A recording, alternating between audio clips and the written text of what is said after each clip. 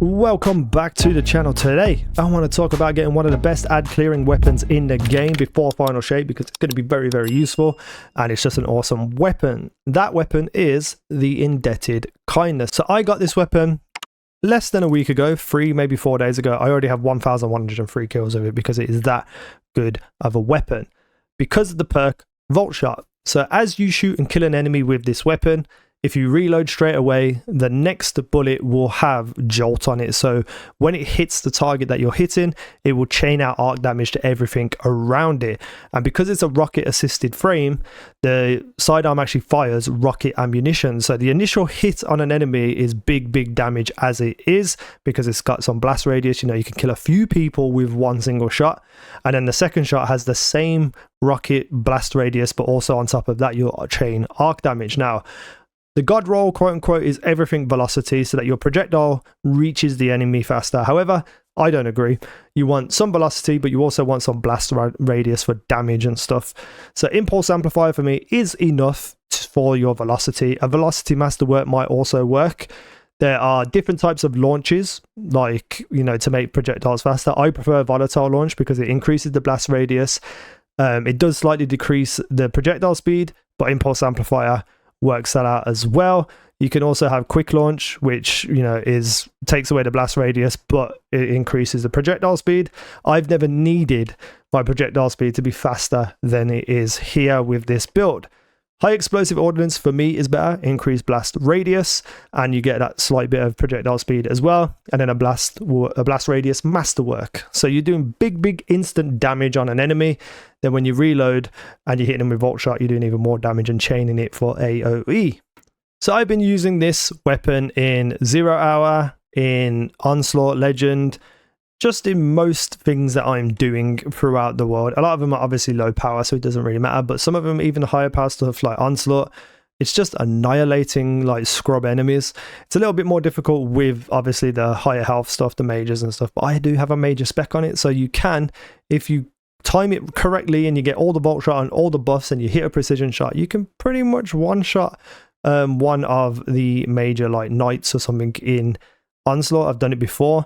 Most of the time it will leave them with a little beat stick of health, so you can just clean them up, fire another shot, or even just melee them to get them out of the way. If you have this tied to some kind of arc build where jolted enemies create ionic traces, and the ionic traces then give you your abilities back, you can pretty much have, I don't want to say unlimited grenades and unlimited abilities, but once every 20 seconds you'll get all your abilities back. That's just an estimate. I just never found myself without grenade energy or melee energy whenever I needed it because of this gun. And obviously this also works with any other arc weapon that creates those ionic traces and stuff, but I just love this weapon in general because it's just phenomenal. Risk Runner is also a really good choice for an arc build, and if you don't want to go and grind this weapon, just get a Risk Runner. However, this weapon is phenomenal. So all the mods on your stuff on your arc build is going to be tied to arc. However, I would say if you can afford it, to put the special ammo finder on your mods and have your teammates hopefully have the scouts, so you get more special. However, I haven't really ever found myself without special ammo. I think since I started doing Onslaught and grinding it out, there's only been like 3-4 times when I've run out of special, and then I just kill enemies with something else until special drops. So I just genuinely think for ad clear up, you know, efficiency, just fun as well. It's a really fun weapon. This is the weapon you want to get before final shape, and hopefully it'll be even better in final shape. So how do you get this? You get it from Warlords Ruin, the dungeon, the first encounter. Now, I will say you can solo this encounter. I'm not good enough. I don't have the correct builds because I've been away for the game for so long, and also I just don't care to do such difficult content as a solo player. If you were looking for a solo clear of this, please do go check out anyone else's videos. I understand, but I was doing this in a team of 3. A team of 2 would also be pretty easy in my opinion, but a team of 3 just makes it trivial. And also, if you're just getting into a consistent farm, it's just easier with 3 people in my opinion. What weapons do you want to use? Pretty much any damaging weapons where you're not going to kill yourself because you're going to be on top of the boss. Strand Titan 1-2 punch is going to be good with Banner of War.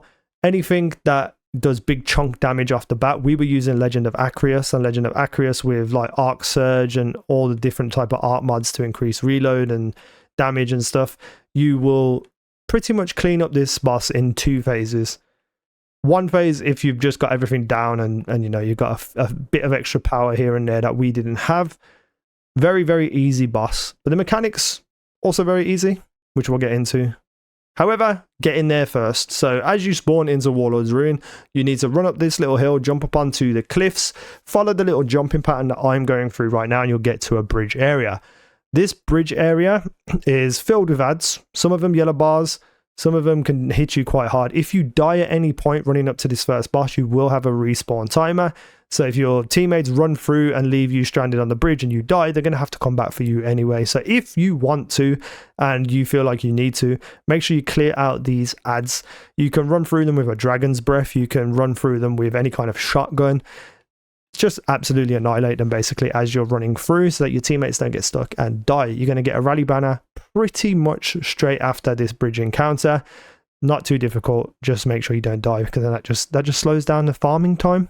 Then you're in the boss room, and the boss room is quite easy, to be fair. There's a lot of ads that spawn, and those ads can do some damage, so just make sure you're on ad clear up while you're waiting for the mechanics to happen, because it is like a timed mechanic. So as you spawn in, get your rally banner, shoot the boss and start the encounter. Loads of ads will spawn. Go kill as many as you can. Now watch the boss, and the boss will throw out one of his little scorn turret things onto the playing field, and that turret is what you're going to be looking for in general to do with these mechanics. However, this one that he throws out will teleport you into your little prisons. So there are little cage prisons on each side of the map, and once you're locked into them, you are going to get raised to the roof. If you hit the roof, you die. All of you die. However, very easy to get out of the prison. Sometimes it can be a little bit difficult, but there are 3 blight eyes that are shooting at you while you are in your little prison as you're raising up. You want to kill them all. Once you kill them all, the door will pop open. You can jump back down into the fight. The only thing that I would suggest here is that sometimes it can be a little bit difficult to see. Sometimes as soon as you spawn in, you're facing forward, the blight eye will be directly below you on the back, so you have to spin around and look down. If you miss this, you are dead, because you can't shoot it once your prison starts to raise. However, if you've got teammates, call it out to them, say I can't find my third one, they can look up and kill it for you. However, most of the time, 95% of the time, you'll be able to kill all 3 of them. Jump back into the fight. Now that turret that we were talking about that he threw down, he will now throw down 2 more. These 2 indicate how much damage time you'll have on the boss before he shields back up and puts you back through the mechanics all over again. If you capture both of them, don't quote me on this, but I think you get 18 seconds of damage. And if you only capture one of them, you get 12 seconds of damage. Something like that anyway. The more you capture, the more time you will have. There's only 2 that drops. So he'll throw them out. All you gotta do is stand in them. Make sure you're killing ads because they get on top of you. Once the little black circle inside the turret turns white, that one's captured. You want to move on to the next one. Sometimes you might get lucky and the boss will drop them right on top of each other, and you can just stand in the overlap, capture them both at the same time. Once you've captured them or failed to capture one of them, if you look in the bottom left hand corner, you'll see that there is a timer ticking down for the boss. It is called Imminent Wish. Once that hits 0 seconds, the damage phase is about to start. Then you'll get buffed with a Naeem's Wish, and that will show you how much time you have to damage. Once you see that, once you hear the noise, once the boss shows that you can be damaged, just do as much damage as you can. If you get him down to at least just under half health, you're going to 2-phase him very, very easily. If you mess up the first one because you don't have enough time and you only do 1/3 of the damage, as long as you capture both of them, the next encounter of this battle, you will do him in and kill him. After the first damage phase, he'll put you through the ringer again. You'll go back into the prison cages. You get raised up. You shoot all the blights. You go back down. You capture the turrets, and then you go in and do more damage and kill him. Once you kill him, you're going to get teleported to basically the chest where you get this drop. Very easy, very quick. However, there is another puzzle here that you have to sort out first before you can actually get your chest. You're locked in some prison cells. Oh no. What you need to do here basically is shoot some spinny wheels and turn them either clockwise or anti-clockwise. If you are playing as a solo player, I'm sorry, I don't know how to do this solo. But if you're in a team of 3, the fun part about this is that the host will always spawn into the same cell. the person who joined that host first will go into the same cell every single time, and the person who goes last will go into their cell every single time. So once you're farming this over and over again, as long as you don't change the party leaders, as long as you don't, someone has to leave and come back, you will always be in the same cells. Then you just need to figure out what you're doing. So I kept spawning into the cell where basically after all the mechanics are completed, I just shoot a little tiny lock, and then the lock opens all the gates, all the doors. However, the other two have a very important job. They have to look around in their cell and they will find scratches on the floor. Now, the amount of scratches that they have tells you how many clock wheel things need to turn clockwise and how many need to turn anti-clockwise. So if you are in the cell looking out into the hallway and the chest is on your left, you are the anti-clockwise person. So if you look down and you've got 2 or 3 different scratches, you will need to tell everyone we need 2 or 3 anti-clockwise spinnies. And then the other person that's looking out in the cell and the chest is on your immediate right, you are the clockwise guy. So you can just have one person call out. So you can just have the clockwise say 3 clockwise, and you need 3 anti-clockwise. Then just figure out who's shooting what, shoot them all, and unlock the doors. Now, when you shoot one of these wheels once, it will turn anti-clockwise. If you shoot it a second time, it will stop it. If you shoot it a third time, it will turn clockwise. So if you get 6 clockwise, you have to shoot every single target 3 times. And then once all the mechanics are done and you figured out who needs to shoot what and everything's in place, you call out done, done, done. And then the third person, who is me in this video, gets to shoot a little lock and break open the door. And then you get your chance at an Indebted. So on screen, you'll see the other 2 areas, which I was never in, but you can see that on the floor there are scratches. And you can also see where the wheels are that you need to shoot. And that's it, really. That's the whole encounter. I hope this helped, and I really do hope people get this weapon because it is so much fun, especially if you have it in an arc build. And it's fairly easy to run and farm.